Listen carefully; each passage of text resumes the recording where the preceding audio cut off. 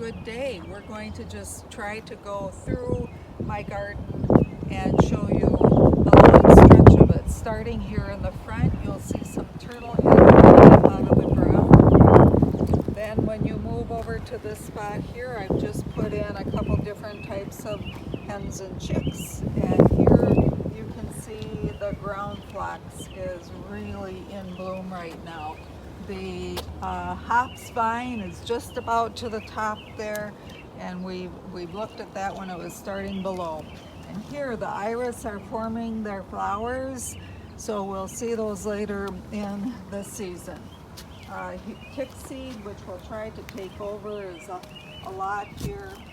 The hydrangea here that I never seem to get flowers on is starting at least to get its leaves. And then here, if you look, the lipstick is coming out of the tubes. So you can see up here, they'll all be like that. And the phlox here are spreading and getting thicker around the fountain. Asta here will get so large that they will cover this little bare spot in my yard. And then you'll see the Korean maple has pretty much completely leafed out, and the oak leaf hydrangea is getting a lot of leaves on it as well. Here you've seen this before, the painter's palette is continuing to come up. Nancy is about as big, that hosta, as she will get. And here you see some spurge. I believe this is spurge of a certain type, but it's not an invasive one. And lots of wild Solomon seal in the back coming up. In this garden, there's a lot of miniature Solomon seal coming out of the ground here, and the hostas. These are gifts from the squirrels, lilies coming up. Here with the yellow flower is a wood poppy. And then, remind me, this is Mayapple. Mayapple. Robert helps me out here. This is a mayapple, which I think is just so charming as we go up. And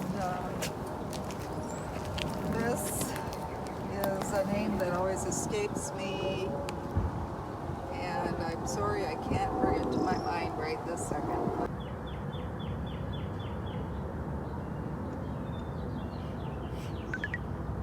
Yeah, you will see this is Chicagoland Boxwood, and on the other side where it's not quite so sheltered, you'll see some winter kill.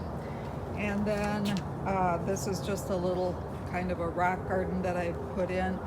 This is a pretty unique ligularia here.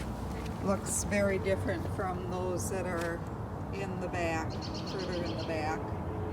And of course there's sedum in there. And these right here and on the other side are tiny little coleus that are beginning to come up. And actually they were, here we are by the magnolia, which has of course lost all its flowers.